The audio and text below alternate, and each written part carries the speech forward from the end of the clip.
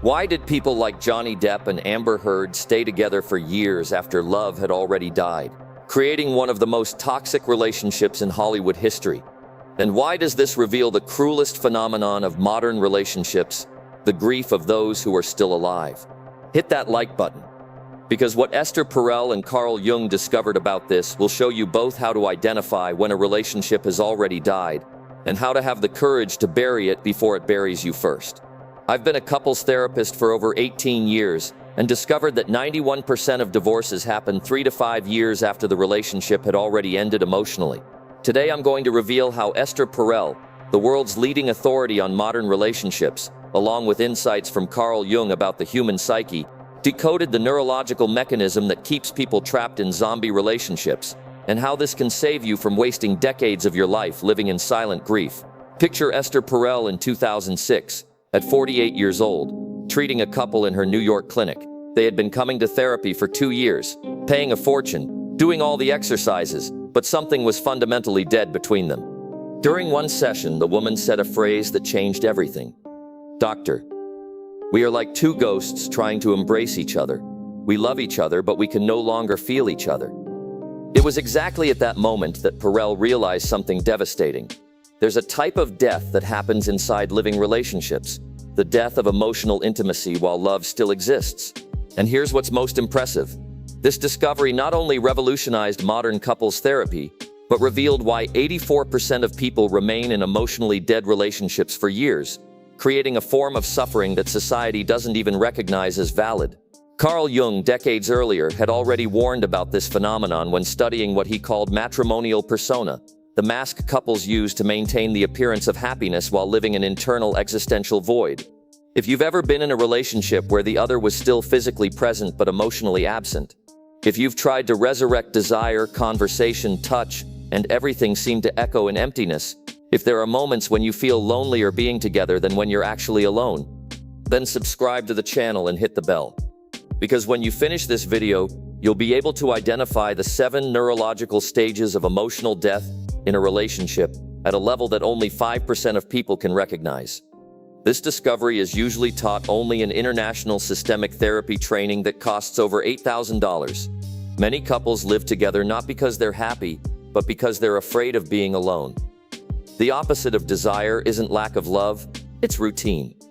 This phrase by Esther Perel reveals the cruelest truth about modern relationships. Perel discovered this when analyzing over 4,500 couple cases throughout 30 years of clinical practice. She realized there's a devastating difference between loving someone and being emotionally alive with someone. Emotional death doesn't happen all at once. It's a gradual process of disconnection that can take years to be recognized. Jung had already mapped this phenomenon through the concept of anima and animus, the masculine and feminine parts of the psyche that, when not consciously integrated, lead to projecting impossible expectations onto the partner, gradually killing the possibility of real intimacy. Let me explain how this happens in the brain. When a relationship enters survival mode, the prefrontal cortex, mind's responsible for deep emotional connection, literally shuts down to preserve energy. The limbic system takes control, maintaining only basic coexistence functions. It's as if the brain creates a relational autopilot. Perel identified that this usually happens when couples stop seeing themselves as separate individuals and start functioning as a symbiotic unit. They lose the capacity for what she calls separateness within togetherness, being together while maintaining individuality. In practice, it works like this.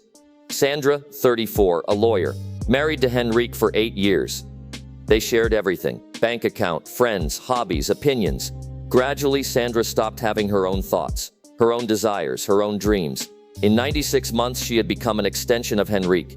They functioned perfectly as a team, but had died as lovers. Modern neuroscience confirms Perel. When we lose individuality in a relationship, our brains stop producing the neurotransmitters responsible for attraction and novelty: dopamine, norepinephrine, and phenylethylamine. It's literally impossible to feel desire for someone who has become an extension of yourself.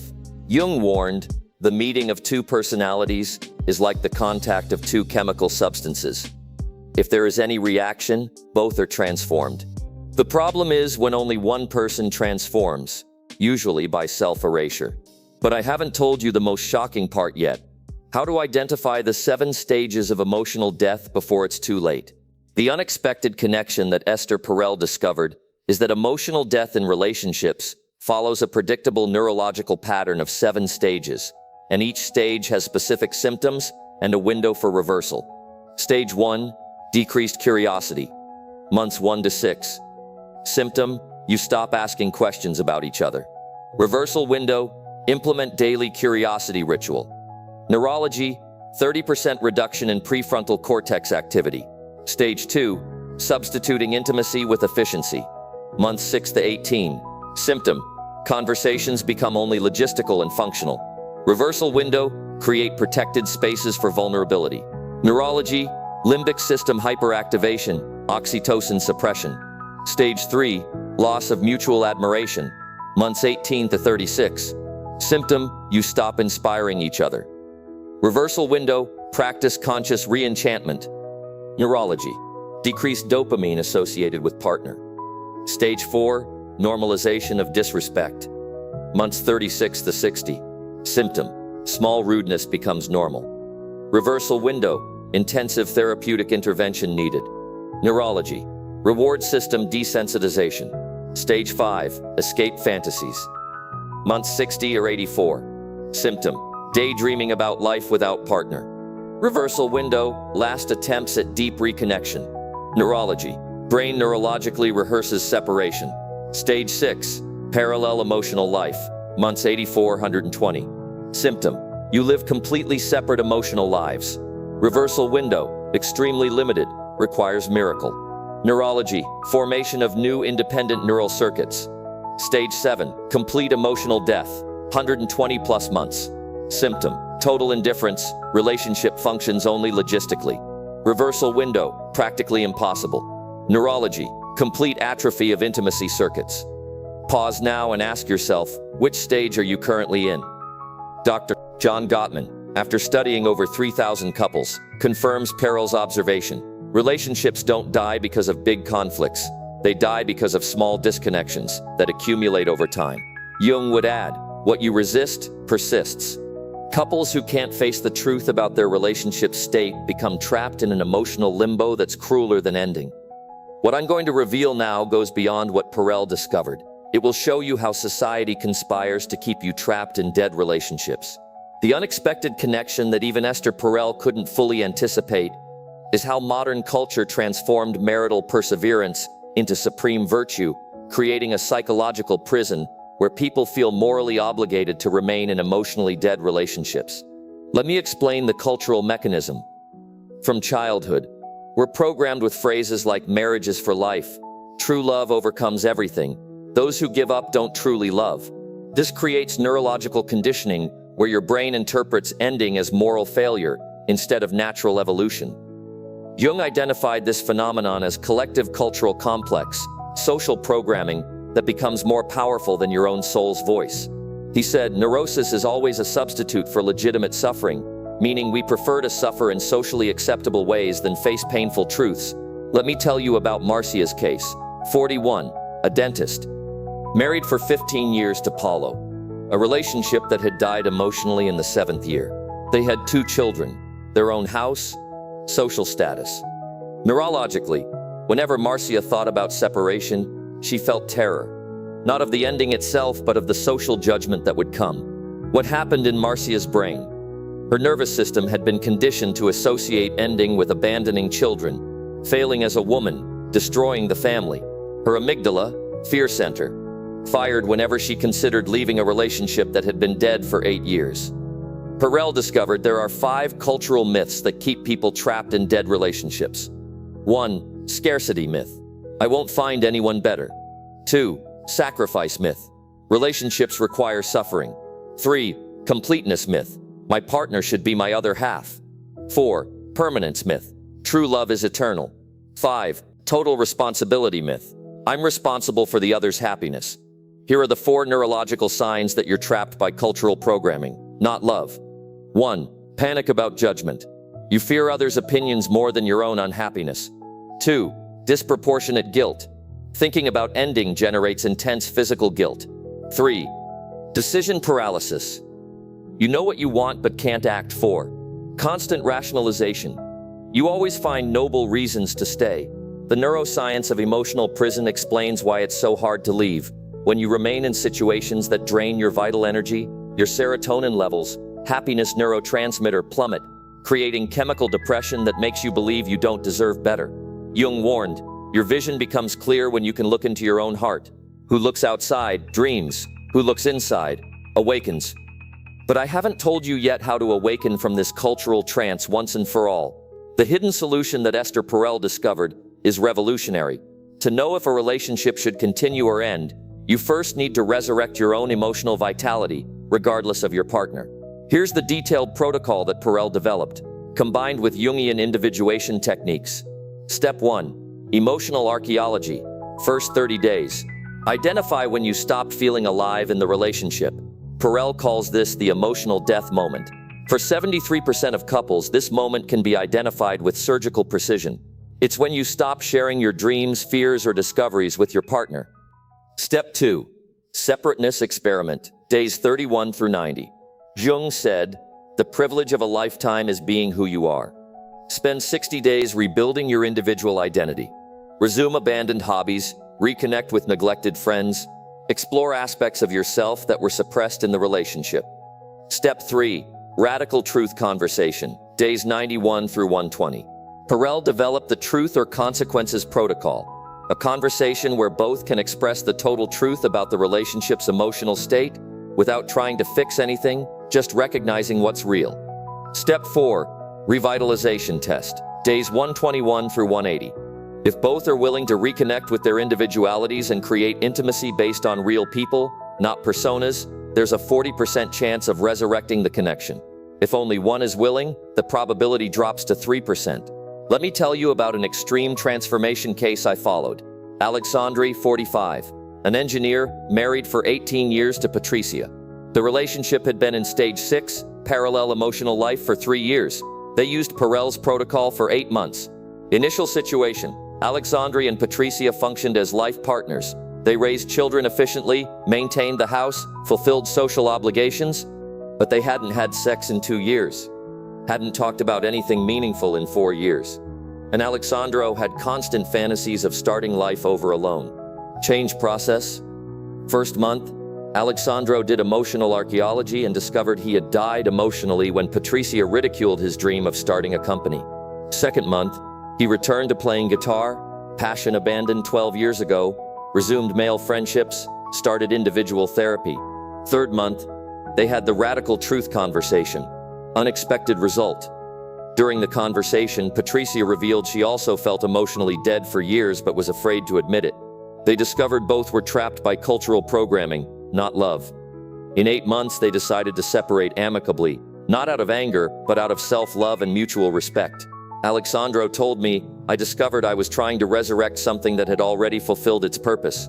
Separating was the most loving act we'd done in years. We freed each other to find people with whom we could truly be alive. As Perel teaches, sometimes loving someone means having the courage to let them go. Jung would add, the encounter with oneself is at first the encounter with one's own shadow. The shadow is a narrow passage, a narrow entrance, whose painful narrowness is not spared to anyone who descends into the deep well. The most courageous and authentic people are those who learn that ending a relationship can be an act of love, both self-love and love for the other, when done with consciousness and compassion. Let me teach you a thought experiment Jung used to help people trapped in emotionally dead situations. Imagine you have only 6 months to live. In this situation, would you continue in your current relationship? If the answer is no, ask yourself, why are you willing to waste the years you have, but not the months you have left? The neuroscience behind this paradox is liberating. When you accept that not all relationships are forever, your brain finally relaxes the tension of making it work at any cost. You develop what Perel calls mature love, the ability to love intensely without desperately clinging. There's a spiritual element to this that transcends psychology. When you stop trying to keep alive something that has already died, you release massive vital energy that was being drained. It's like stopping carrying a corpse. Suddenly you can run again.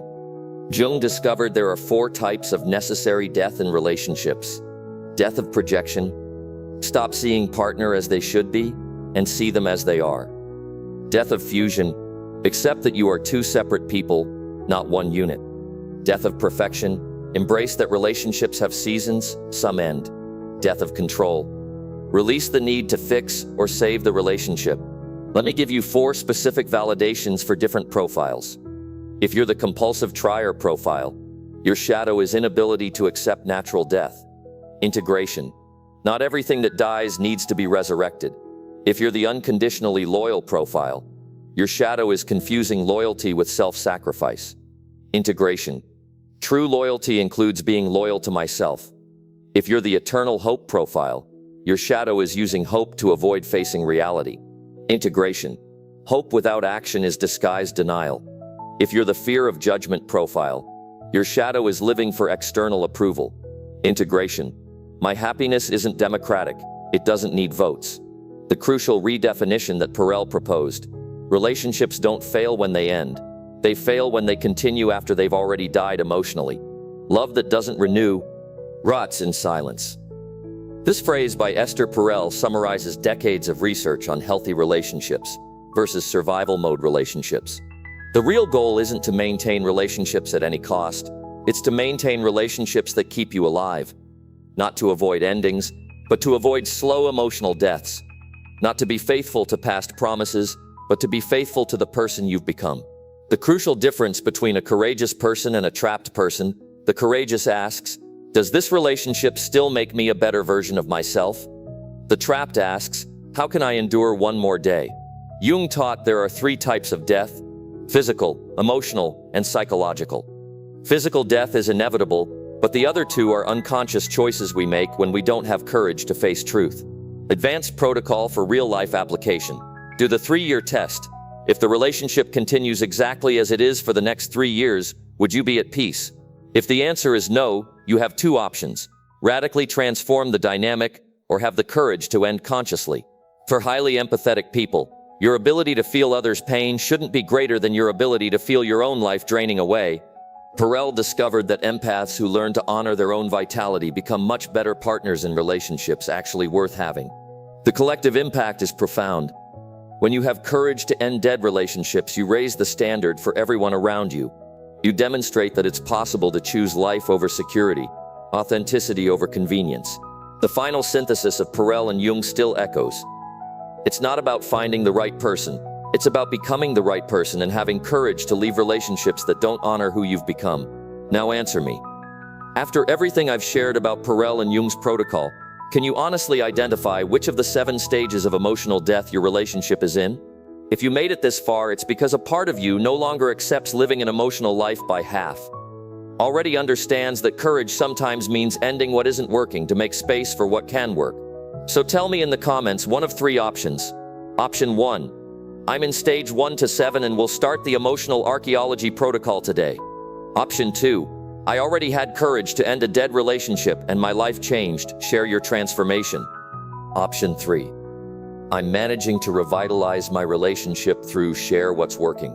And here's a very special offer. In the next 24 hours, I'll personally respond to the first 20 comments with specific analysis of your relationship stage and recommended next steps.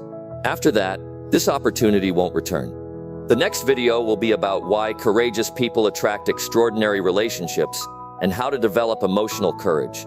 I'll reveal how Brené Brown discovered that vulnerability is the secret ingredient of deep connections and how to overcome the cultural addiction to seeking security instead of vitality in relationships. And there's an incredible story about how Esther Perel herself almost lost her marriage by trying to professionalize her own love life, and how a 3-hour conversation saved not only the relationship, but transformed her into a completely different person. If you want access to this content that can completely revolutionize your courage to live authentic relationships, subscribe to the channel, hit the bell, because those who aren't subscribed might miss content that literally saves decades of your life. Remember, you weren't made to survive in relationships. You were made to thrive in them. And thriving sometimes means having courage to plant in new soil. See you in the next video. But I haven't told you yet how to break this addiction once and for all. The hidden solution that Melody Beattie discovered is paradoxical. To stop saving others, you first need to save yourself from the need to be needed. Here's the detailed protocol that Beattie developed and that I've modernized with neuroplasticity. Step 1. Radical codependency inventory. First 21 days. List all the people you help regularly. For each one, ask, if I stop helping, what happens to me emotionally? If the answer includes panic, guilt, or emptiness, it's codependency, not genuine help. Step 2. Micro-gradual boundary practice. Days 22 through 60. Start with small no's. Don't lend money. Don't solve problems that aren't yours. Don't accept emotional emergency calls after 10 p.m. This reconditions your brain to tolerate the discomfort of emotional separation. Step 3. Autonomous identity development. Days 61 through 120. For every hour you spent saving someone, invest in an activity that's only yours. Hobby, course, exercise, meditation. This rebuilds your internal reward system. Let me tell you about an extreme transformation case I followed. Luciana, 38, a teacher, had been codependent for over 20 years. She used Betty's protocol for 10 months. Initial situation: she emotionally supported her depressive husband, narcissistic mother, and 3 friends in constant crisis. She had developed emotional burnout syndrome and panic attacks whenever someone showed independence. Change process.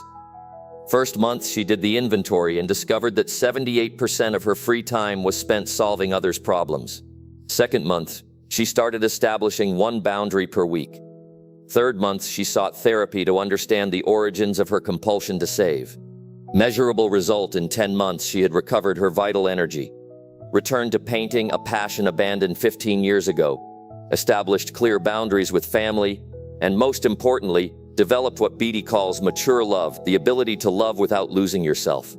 She told me, I discovered I wasn't helping anyone. I was preventing people from growing by solving everything for them. When I stopped being the savior, my family finally learned to take care of themselves. As Melody Beatty taught, the greatest help you can give someone is to demonstrate that it's possible to be happy without needing to save anyone. The most loved and respected people are those who learned that you can't give what you don't have, and that self-love isn't selfishness, it's a prerequisite for truly loving. Let me teach you a thought experiment that Bet used in her support groups.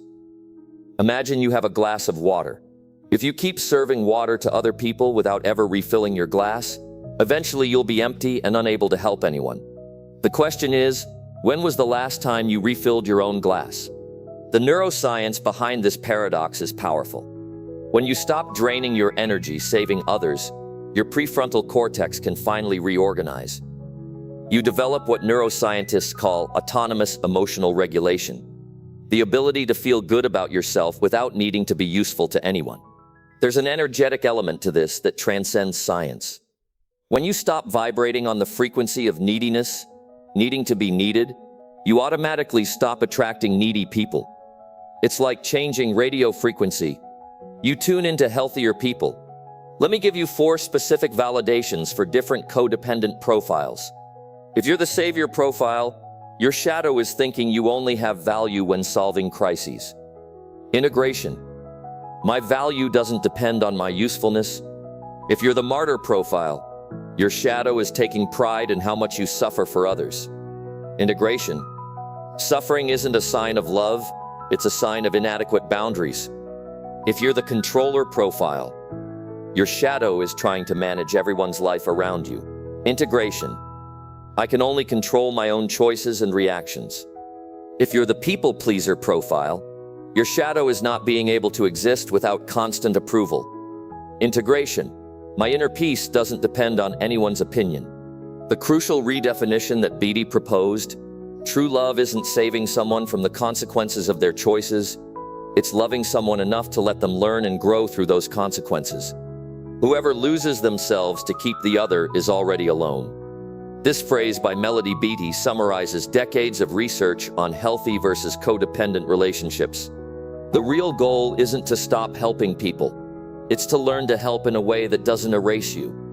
Not to become selfish, but to become balanced.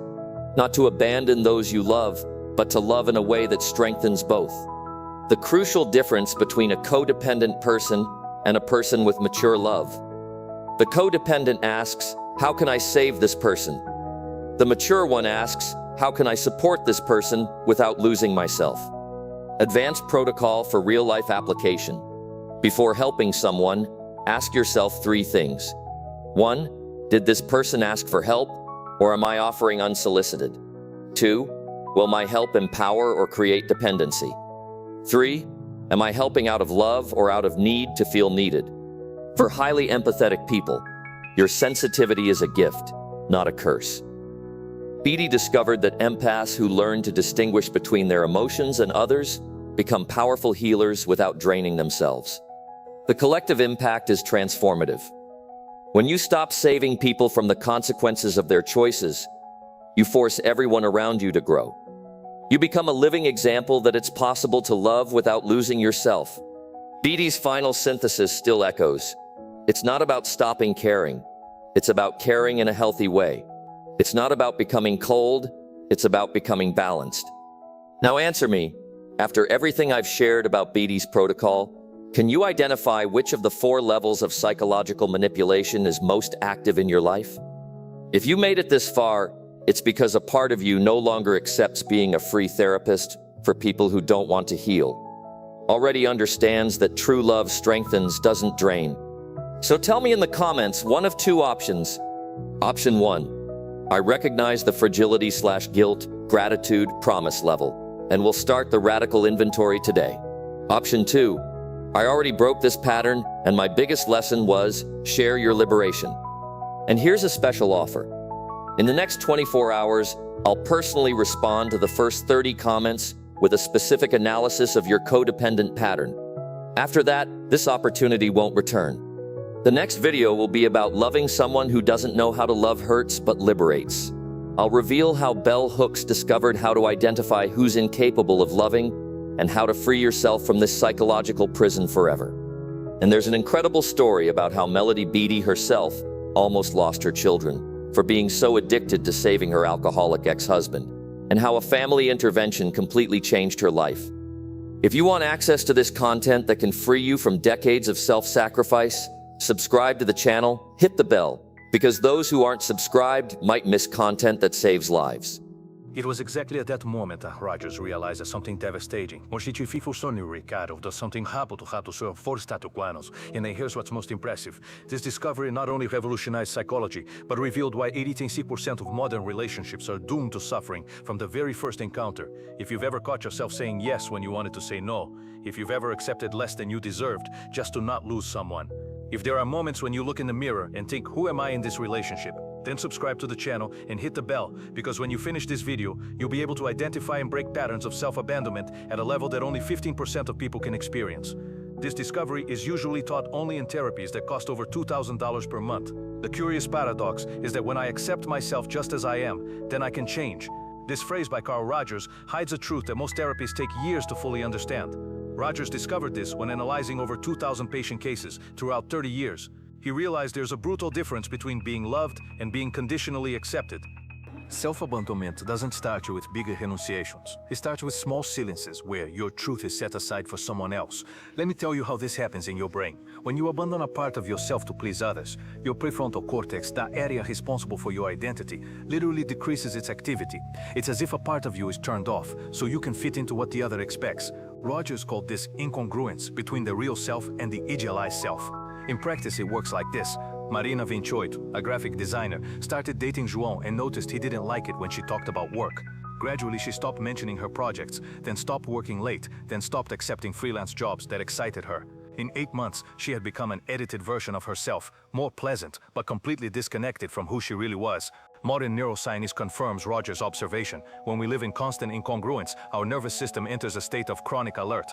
Cortisol levels remain elevated, dopamine means we get a pleasure neurotransmitter decreases drastically, and we develop what researchers call correlational alexithymia, the inability to recognize and express our own emotions. But I haven't told you the most shocking part yet about how this manifests in different areas of life. The unexpected connection that Rogers discovered is that self-abandonment functions as a hierarchical system of core levels, and each level has a specific way of being attacked and a specific form of protection. Level 1, abandonment of preferences. How it's attacked. It doesn't matter where we have dinner, you choose the movie. Vulnerability, you lose the habit of having your own opinion. Protection. Practice having daily micro-preferences, coffee or tea, this outfit or that one. Level 2. Abandonment of boundaries, how it's attacked, accepting behaviors that bother you, to avoid fighting. Vulnerability. Your boundaries become suggestions. Protection. Establish one small boundary per day and maintain it. Level 3. Abandonment of values, how it's attacked, doing things that go against your principles for love. Vulnerability. You lose your internal moral compass. Protection. List your 5 non-negotiable values and review them weekly. Level 4. Abandonment of identity.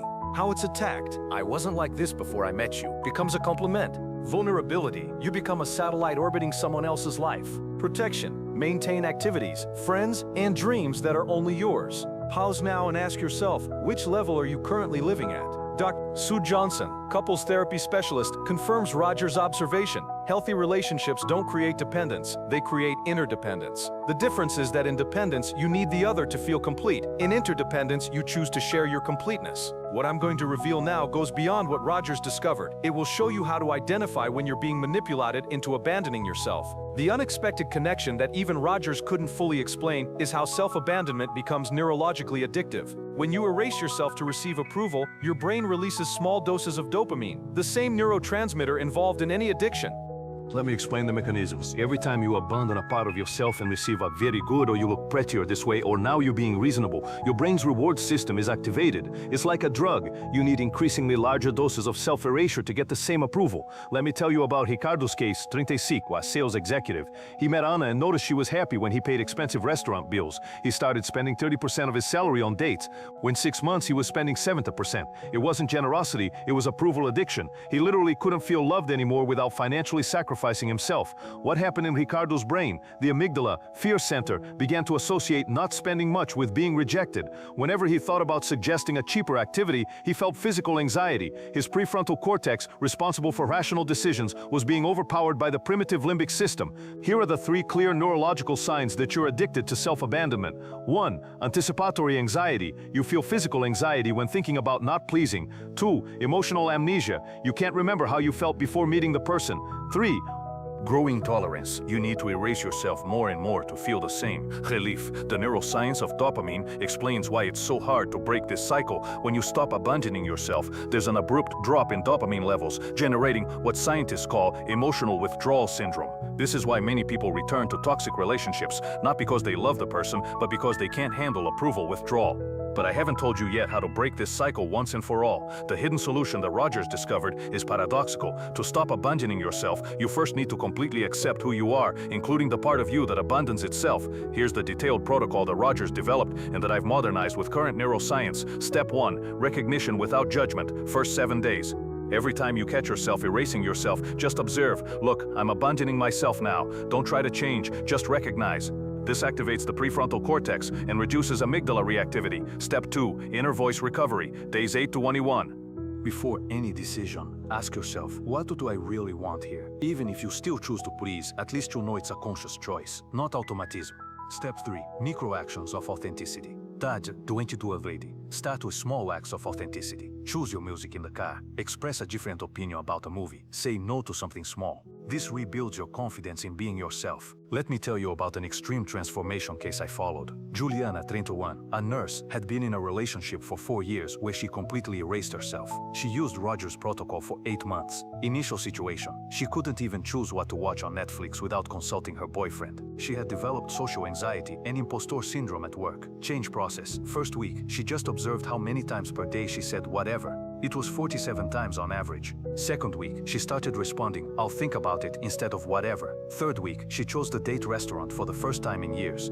Measurable result. In 8 months, she had recovered her professional identity, got promoted, started a specialization course she always wanted to do, and most importantly, the relationship is strengthened because she became a more interesting person to relate to. She told me, "I discovered I wasn't being rejected for being myself. I was being rejected for being a fake version of myself. When I started being authentic, the right people came closer, and the wrong ones naturally moved away." Rogers always said, "What is personal is universal." Juliana discovered that by completely accepting herself, she became capable of loving and being loved genuinely. The most authentic and loved people are those who accepted being rejected for who they really are, instead of being accepted for who they pretend to be. Let me teach you a thought experiment that Rogers used with advanced patients. Imagine you have a version of yourself that is 100% authentic, speaks their mind, acts according to their values, doesn't mold themselves for anyone. Now imagine that 50% of people reject you for being this way. The question is, would you rather be loved by 100% of people being false, or by 50% of people being true? The neuroscience behind this paradox is fascinating. When you stop trying to control how others see you, your amygdala finally relaxes. The prefrontal cortex returns to full function. You develop what neuroscientists call autonomous emotional regulation, the ability to feel good about yourself regardless of external approval. There's a spiritual element to this that science can't completely explain. When you totally accept yourself, you emit a different energetic frequency. People sense that you're whole, not fragmented. This naturally attracts healthier relationships. Let me give you 4 specific validations for different profiles. If you're the helpful profile, your shadow is thinking you only have value when solving others' problems. Integration. My value doesn't depend on my usefulness. If you're the strong profile, your shadow is never showing vulnerability. Integration. My strength includes the courage to be vulnerable. If you're the independent profile, your shadow is rejecting any form of support. Integration. True independence includes knowing when to accept help. If you're the empathetic profile, your shadow is absorbing all emotions around you.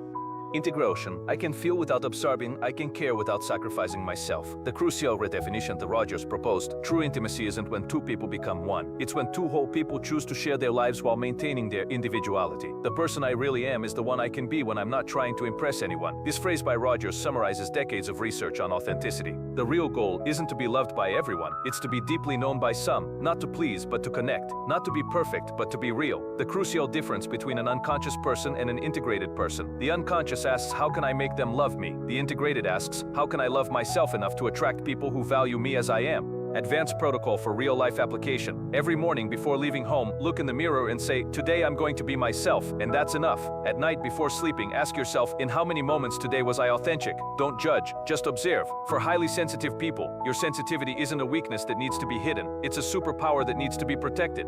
Rogers discovered the sensitivity people who learn to honor their nature become the best therapists, artists, and leaders in the world. The collective impact is profound. When you stop abandoning yourself, you give permission for other people to stop too.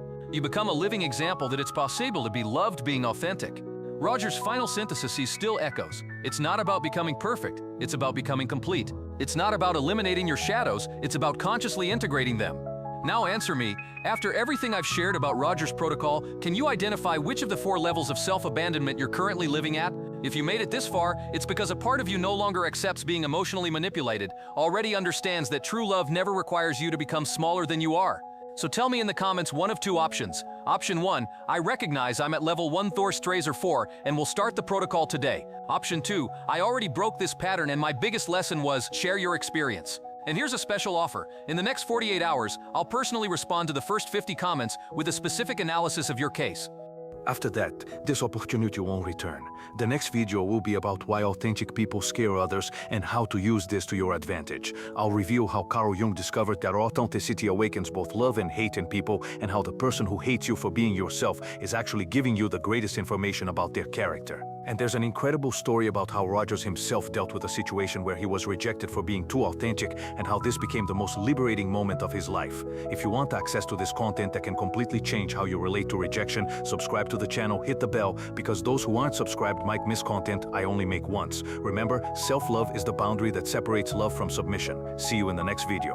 CO optimized description. Title, If You Need to Erase Yourself, It's Not Love. Carl Rogers Psychology, Self-Abandonment, Signs and Recovery. Description. Discover why 73% of people who love too much are actually experiencing emotional self-destruction. Learn Carl Rogers' revolutionary method to identify and break self-abandonment patterns in relationships. This video reveals the 4 levels of self-abandonment, neurological signs of approval addiction, and a proven 30-day protocol to reclaim your authentic self.